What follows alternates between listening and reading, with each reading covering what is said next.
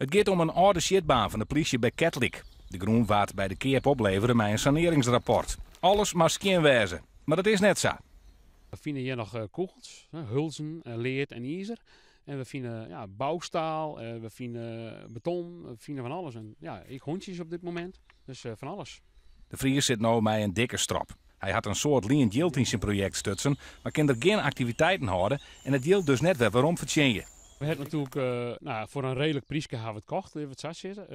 €54.000 hebben we geïnvesteerd in dit hele verhaal. Maar als we het net weer waarom vertjen kunnen, dan hangt het stropje wel op het nekje.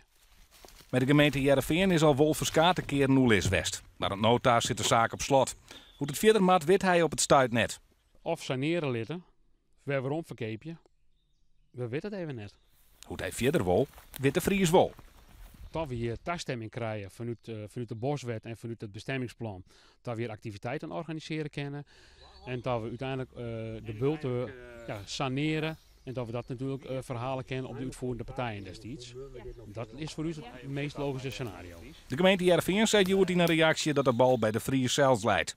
Hij moet eerst een aanvraag van een vergunning en verhoring van het bestemmingsplan aanvragen. Ze willen wel mij hem denken.